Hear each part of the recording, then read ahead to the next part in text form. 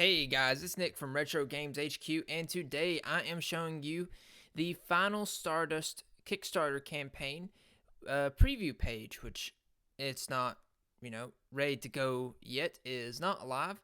But what it is, it's a monster taming game that absolutely is inspired by like the fifth generation Pokemon, but it's not just a fan game. It's gonna be its full blown thing. Like I know right now he's trying to get like sprites redone, stuff like that. But let's get into it because it's a JRPG adventure monster taming game that definitely has some like anime feeling to it. So what I'm going to do is I'm going to play this video. I don't think it's that long, and then I'm going to go down and go through the campaign itself. So let's get started.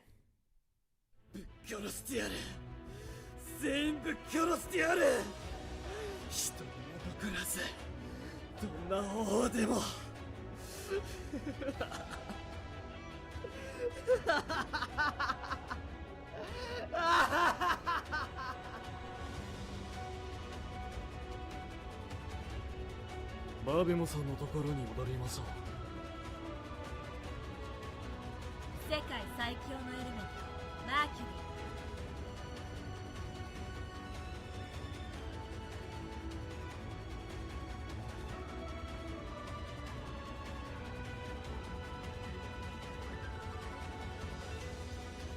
ネファストを見つけなくちゃ。全員ぶっ殺してやれ。なんだこれで終わるのか。どうして兄貴。悪い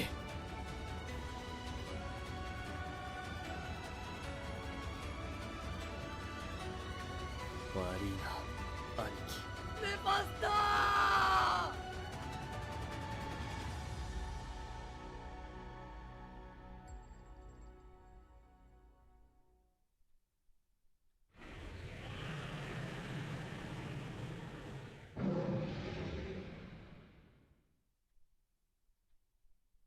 Alright. And there's the Kickstarter video. Now, as you saw, the inspiration was... Let me just go ahead and turn this down. So it's Pokemon... Let's see. Pokemon Yu-Gi-Oh! I think it's Golden... Sun? Up. Go back a little bit. Golden Sun, Yu-Gi-Oh! And Pokemon's what it's inspired by. As you saw, it actually uses cards. So it's pretty interesting. So let's keep going down. So this is the complete Kickstarter page. He said that he was finished with it. So, and he got it approved on top of that. So let's go through it. Of course, just the Kickstarter version that we just watched. Discord. He has a Discord. Stretch goals. So let's look at the stretch goals he has out right now. So play the game. All the core features are 100% finished. So it's going to be 40,000 euros. The second is second Planos God unlocked, which is 50k euros. And that's going to be, I'm guessing, the Planos God. You have the second language, Japanese, 100% JRPG, 65,000 euros. 100 Planos overall, 50 extra Planos, 80,000. Optional quests unlocked, 100,000 euros. Take a break and enjoy side quests, which I hope that gets fulfilled because I really like side quests in games. Flying mount, fly across Ximdia with a special mount. And you also have a Nintendo Switch port at 150,000 euros, which I hope anytime I see a Nintendo Switch port for any monster taming game, I hope it gets it because I think that's where you really break into a huge market. But the game, so as you saw, this isn't actually one character. This is actually both characters put together. I think it's Mephisto and Nephisto. We'll probably find out their names again. So yeah, Final Stardust is a story-driven monster taming JRPG. Besides all of its unique concepts, what sets this game apart from other monster taming games is its heavy focus on the story. So here's some elements. The protagonist can speak and is personally involved in the story. It's something that we're only starting to see in many games. Let's be honest. Some games, some franchises, you've always been mute, or it's always been implied that you talked. But nope, in this one, you're in Final Stardust, you're going to be able to talk. I mean, your character's going to talk. Some of the monsters can speak. For example, your partner. That's pretty interesting. Some kind of sentient beings. That's also, monsters. Voice acting, Japanese. Nice touch. Final Stardust is meant to be like a mix between a video game and an anime. P.S. Final Stardust isn't just a name, it actually has something to do, it has meaning, which will be revealed in game. So, Planos. The monsters are called Planos as they come from different planets. The no comes from the Japanese possessive particle no, which can connect two nouns like of. To avoid complicating things, plano, so it's planet, so plano is the short form of monster of planet, planet monster. For example, the cute purple dog comes from Jupiter. So you have 4 types in the game left to right: Jupiter, Mars, Venus, and Mercury. The type of monster that comes from Jupiter is simply Jupiter. That's how monsters are identified. This also means that there will be new rules related to the types. For now, you can think of Mercury as a mix of water and ice, Venus as a mix of ground and steel. So here's the types, and I really like the design. Definitely looking like badges, but I like the design so far. It's not just some basic, just like a little fire or water droplet. It's got a lot of detail to it, actually. There is an elemental star for each type. You need to collect all of them to complete the main story. Elemental stars are not just decorations. They actually grant powers that may be crucial to progress the game. For example, the Jupiter elemental star allows you to teleport to different cities. Okay, awesome. So we don't need fly. You can just get that, and it's going to be a lot easier. There's also an elemental master for every type. Elemental masters are people who spent years studying the ins and outs of a specific type. They usually are the go-to people when you need to know something about a type. This elemental master is called Racia. She is the elemental master of Mercury. So here's some characters. People of Eximdia are called elementalists. They are capable of using powers of many elements to a certain degree or limited degree, mainly thanks to cards called Psyments. Will be introduced later. The word comes from the Japanese character Sai, as in ability, and the English word element, so Psyment, so elemental abilities. There are 3 main characters in the game. You have Mephisto, which is an elementalist. All of them, I guess, are going to be elementalists. But so he's the protagonist, 18-year-old male. Known for his generosity, he always prioritizes others over himself. His calm nature is also what makes him so scary, as he becomes unstoppable once he's furious. Despite helping others quite often, he always makes sure that his skills stay top-notch. You also have Nefasto, the main villain, 18-year-old, who's also the protagonist's brother. He was born with a very high IQ and is considered a genius when it comes to digital devices. He spent his whole childhood building crazy devices that did nothing but cause chaos in the house. One day he disappeared without leaving any notice. So here's a side note. Nefasto comes from the French word nefaste, which means something negative, a reference to the sign on his face. So that's what they both look like. One's got black hair, one's got blue hair. And even though Mephisto and Nefasto are twins, they are polar opposites. One wants to destroy the world and the other one wants to save it, or rather wants to stop his brother. No one knows why Nefasto has so much hate towards Planos, but even Mephisto, not even Mephisto, they both had a mark on their face when they were born, plus and minus, and they were considered unique elementalists with hidden powers. This might seem unexpected, but Fenrir is one of the main characters in the game. He's one of the few Planos that can actually speak. He will be your partner during the whole journey. Despite his looks, Fenrir is one of the 5 Planos gods. Just going to explain why he can talk. So, the White Wolf has 4 different forms. He has bottom left his Venus form, upper right his Jupiter form, bottom right Mercury form, and upper right is his Mars form. So in a way, it's kind of like Eevee, but not really. You also have, while traveling to planet Earth, Fenrir lost a lot of his powers. No one knows which planet he came from, but he has the ability to utilize the power of elemental stars. This allows him to retrieve some of his lost powers and transform into a different form. Oh, I wonder if permanent transformation or temporary or what. Based on the elemental star that you have, you'll be able to evolve Fenrir to use another form with the respective type. For example, the Jupiter elemental star will allow you to acquire the Jupiter form. So, on a side note, this monster is the Planos god that will be available in the main story. It wasn't mentioned before, but Planos gods are very scarce, and they are among the strongest Planos that exist. They are as smart as elementalists, so they have the ability to speak, think, etc. So here's the features. You have Siments. The Eximdia region is a magical region where cards called Siments are used for everything. For example, there are no items during battle. You use Siments. The way it works is that you draw a card, Siment, every turn, then you have the choice between using a Planos spell or a Siment. So here's how the back of the Siment looks. This was added for multiple reasons: to avoid clicking one button for many battles in a row, to add more strategy, to turn-based combat and make the battles more dynamic, to make you feel like you are fighting with your monster. In this case, your Plano.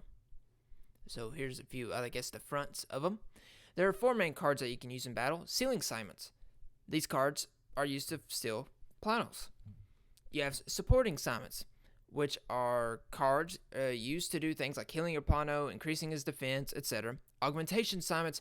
These cards are used to increase your Planos attack to double the damage of your spells for 2 turns, etc. Elemental Siments. These cards are used to do things like dealing a fixed amount of damage, change the type of your of a Plano, etc. So you can change the type. So you have Sealing, Support, Augmentation, and Elemental Siments. You will be able to collect Siments through your journey and use your own deck during battles. The Siment you draw every turn is a random card from your deck, so RNG will be involved to make the outcome of the battles less predictable. That being said, the number of Siments you can have per deck will be very limited to decrease the amount of RNG. Siments can be disabled during wild encounters to make training your team faster. Okay, good. Good, because one thing you want to do is you want to... I've loved so many games, but the grinding feeling can sometimes get to you, especially with JRPGs. The problem can be, okay, I guess I gotta go level up for like 3-4 hours. So thank God he has a way that you can speed up grinding. There's also something called Ultimate Draw, which you can use only once per turn. Per battle, not turn. I don't know, I read that wrong, but to draw any cards you want. Okay, so alright. This will be extremely helpful when fighting elemental masters. Okay, this is interesting. If you can use it each battle, then that's going to help. That also helps decrease RNG. The feature that makes Final Stardust stand out from the other indie games is voice acting. I've always been a fan of JRPGs, and I felt like the game wouldn't be complete without it. I've also been learning Japanese for 2 years now. Even though I'm not fluent yet, I have a lot of experience with JRPGs. I replayed all the Pokemon games, from Red and Blue to Sword and Shield, and completed many games like Dragon Quest, was that 6? No, 11, I don't know why that's 6, but 11, FF7 Remake, Zelda Breath of the Wild, Monster Hunter World, Iceborne, all in Japanese. This is also why I added Japanese to the stretch goals. I will have most of the dialogues in Japanese thanks to the Japanese voice acting, so this will help save a lot of time for the translations. Here's some Japanese lines from Nefasto. ぶっ殺してやる全部殺してやる一人も残らずどんな方法でも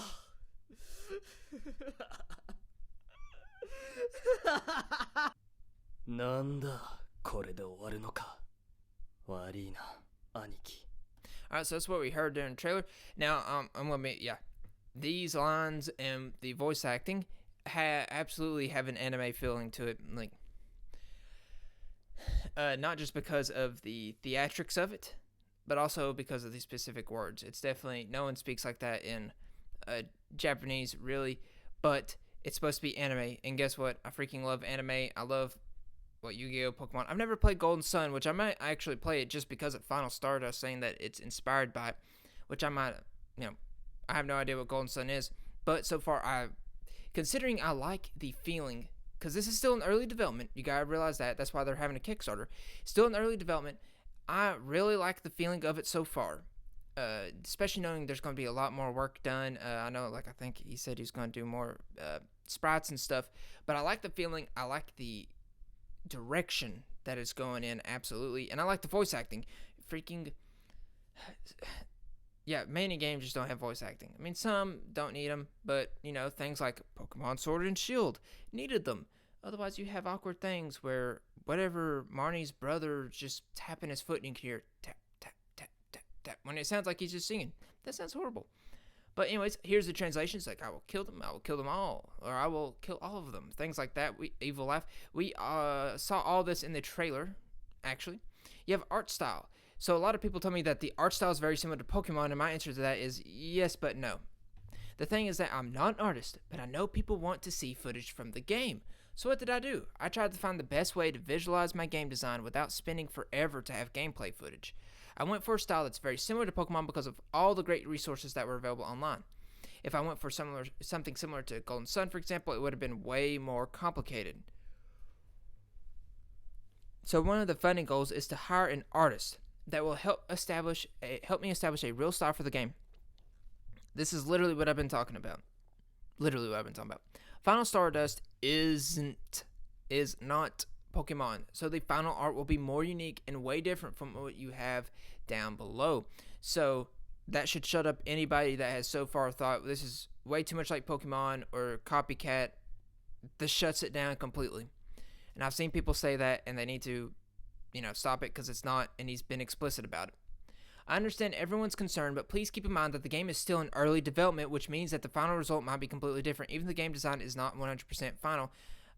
This is the first time I've read the freaking Kickstarter, and I literally was just saying this.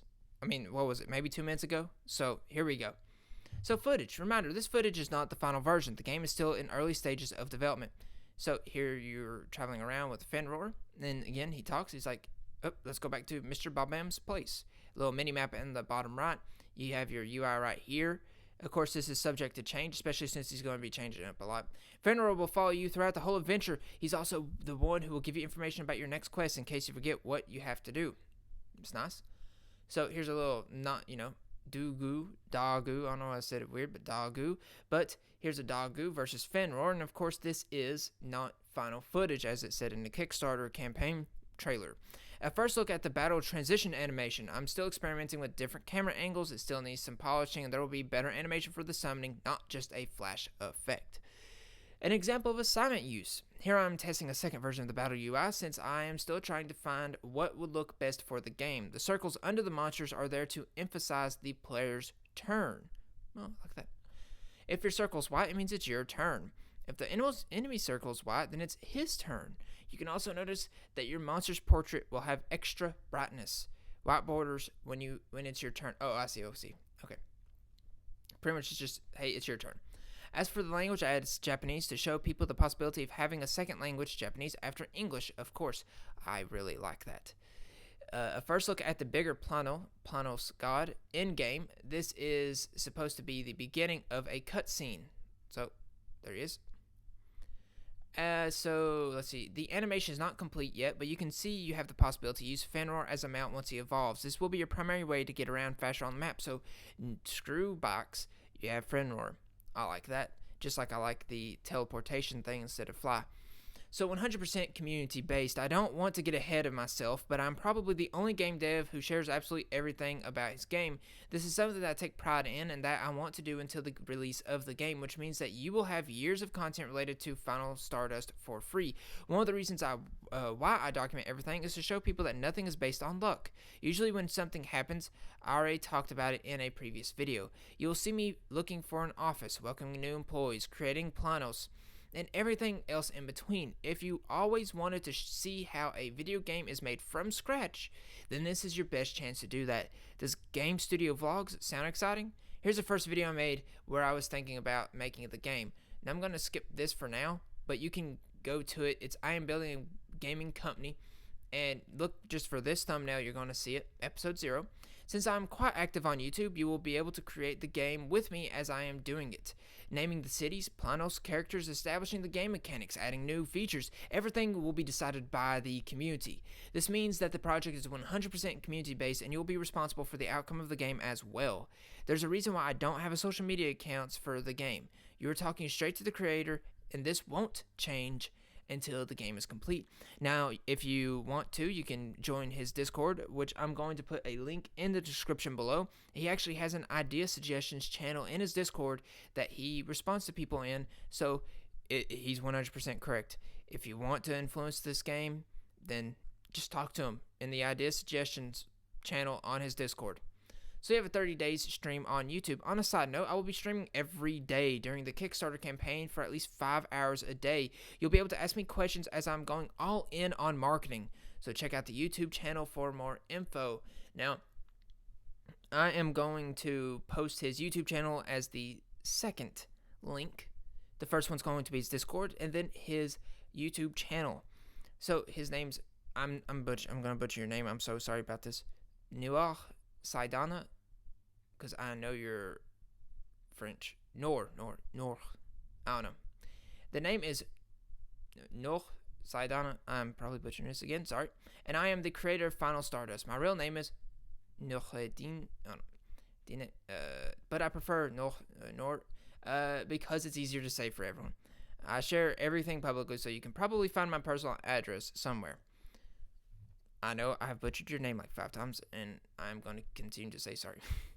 I know it's not always easy to donate to some stranger online. That's why you can check my social media before committing to this project. Otherwise, I've been in the creative space for almost 10 years, so I already have experience with similar projects. Here's what 10 years looks like. So in 2011, he was an AMV maker. Man, I miss AMVs. They are literally what created YouTube.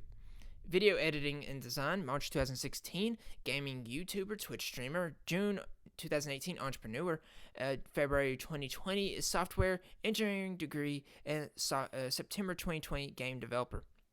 So he started his YouTube journey in 2011 November as an AMV maker. AMV stands for anime music video. Long story short, I spent 5 years where I did nothing but video editing and design related stuff, passion.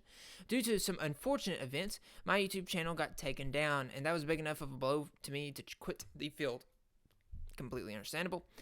If you are wondering how I was able to edit the trailer and the layout of this page, you should have your answers by now. I started new with another YouTube channel, but this time in the gaming field, playing the game League of Legends. I also streamed on Twitch for a couple of months. However, due to personal reasons and avoid creating any drama here, I decided to quit the gaming industry 2.5 years later. At that time, I had around 14,000 subscribers and averaging 3K views per video, so I was on my way to become a big YouTuber. Once you break a certain number of subscribers, you do have like a breakthrough moment. At least that's true for many people. Many. I started getting into personal development in 2018 of June 2018. I don't know, I said it so weird.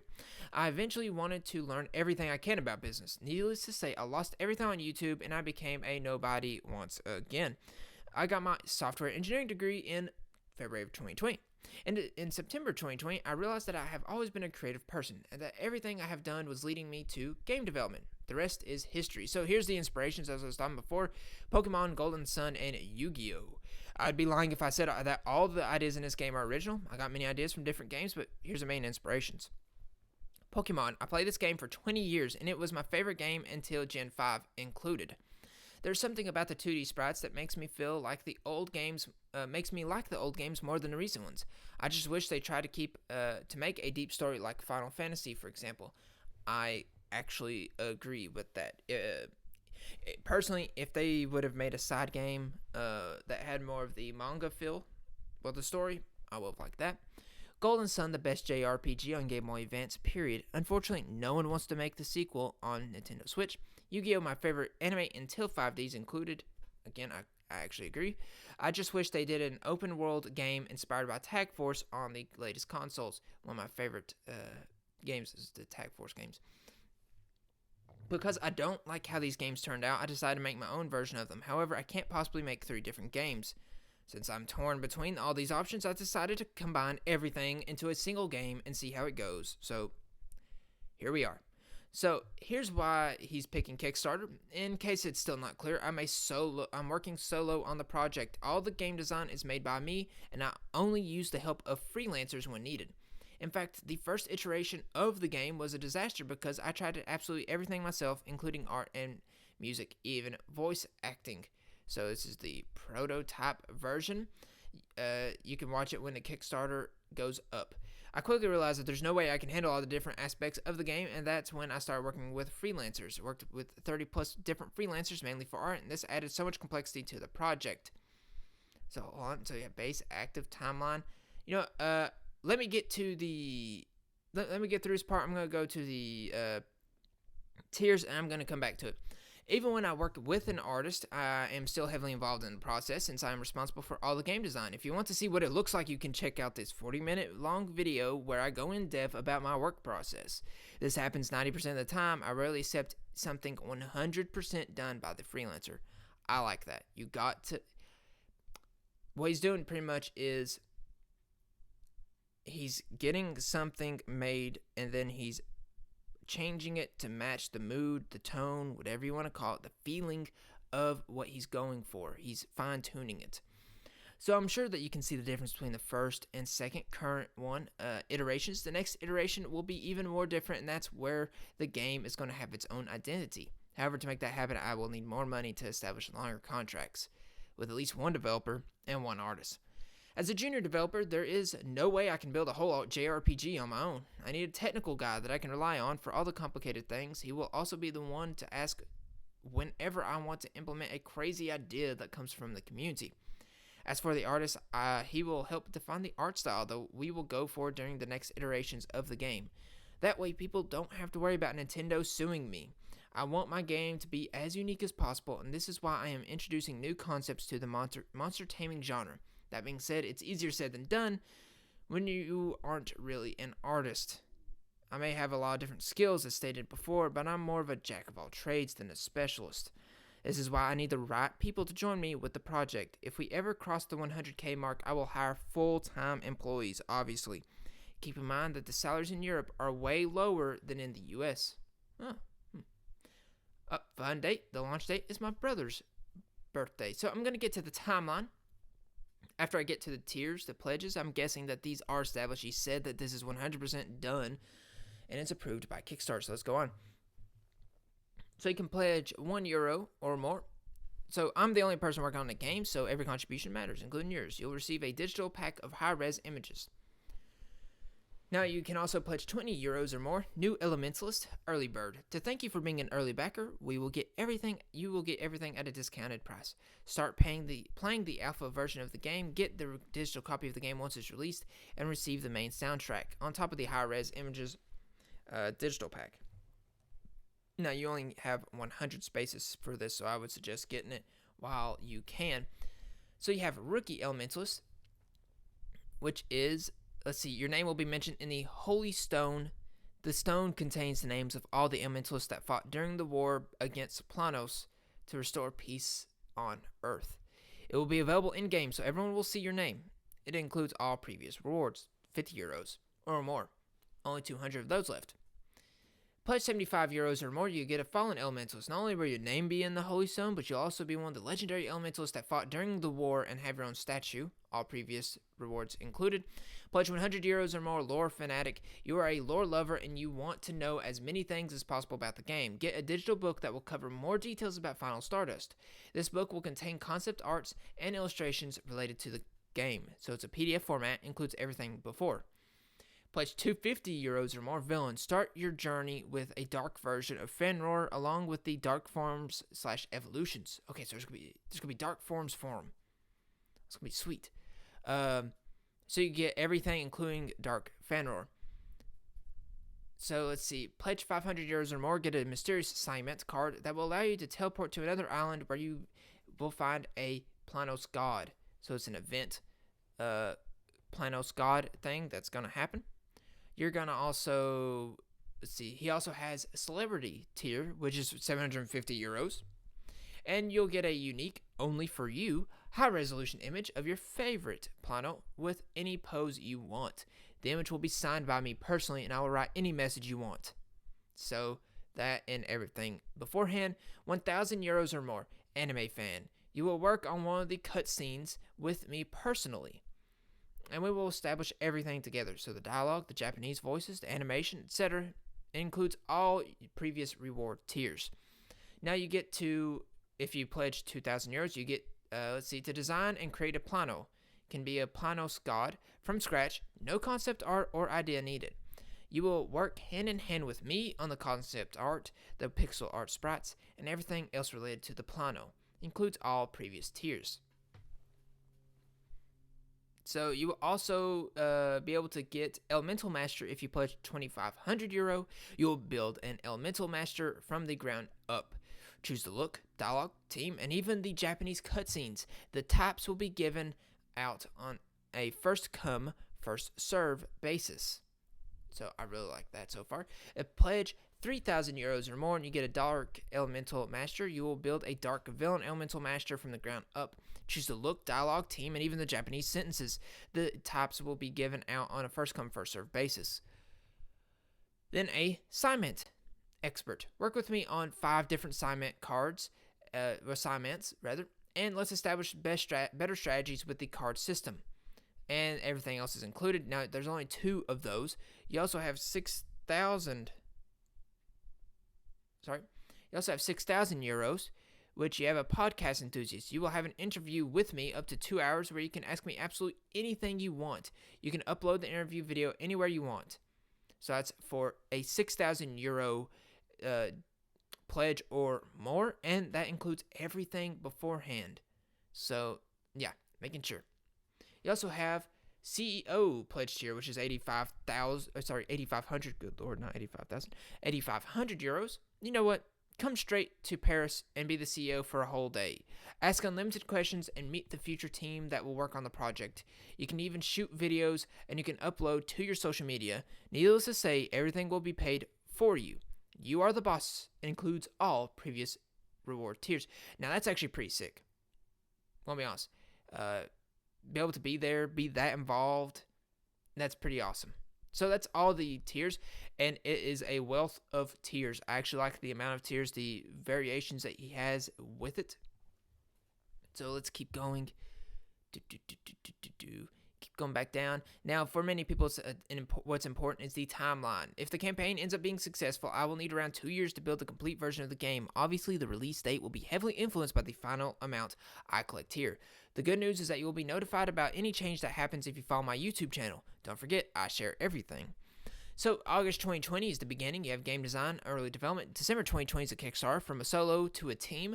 December 2021 is the alpha, beta, July 2022, and February 2023 is the release. So, he goes in more detail. The reason why I didn't wait for years before launching a campaign was that having a team would allow me to speed up the process. This is also an opportunity for me to build a community, which is a crucial step, as I always wanted to do a community-based game. December 2020, this is where the real game begins. The final result will probably decide if Final Stardust gets released or not. As stated previously, all of the funding will be used to hire key members that will help me build the game. So December 2021, I should have something to show you within a year. By the time the backers, aka you, will be able to try the first version of the game, the alpha version. The beta version will be available 6 months after that, more or less. And then February 2023, the game is complete and you can enjoy playing it. Again, if there's any change, you will be notified. So I just went through the different tiers. Here's some awesome fan art. Artist, Mucka33. Oh, you see that? I like that. You see these? It's pretty cool. So here's Fanroar and 2 of his different forms, and these 2 are the ones that we didn't see a complete design for. Now, just going through, here's Dark Fanroar. So that's what Dark Fanroar looks like. Keep going. Let's see if we got anything else. And that's just the risks and challenges. So that's all for this reading of the Final Stardust Kickstarter page. It is very long, yes, but there's a lot of promise to it, it seems like. Especially since it's just an early development and it's that far along. You know, like he's got a lot of it already not parsed out. He's already got a lot of it like thought out. Even though he wants it community driven, he knows his goal. He wants it to be Pokemon and Golden Sun and Yu-Gi-Oh inspired. I like the idea of the cards and kind of having the RNG and then having also the ability to pull one card out. That's definitely Yu-Gi-Oh with Destiny Draw kind of inspired, I would think. But that helps also decrease in the amount of RNG, so it's not just absolutely frustrating. But that's all for this video. Like I said, I'm going to have in the description below a link to his Discord and a link to his YouTube channel. This is going to be releasing soon. This is going to be coming up soon. So I wanted to do a preview of the Kickstarter page, or rather a video regarding the Kickstarter page. So that's all for this video. I look forward to covering this game in the future. That's all I can say about that. I'll be probably making a video of it once it goes up. That's all for this video. I'll be making more here soon. I'll see you in the next one. And retro on.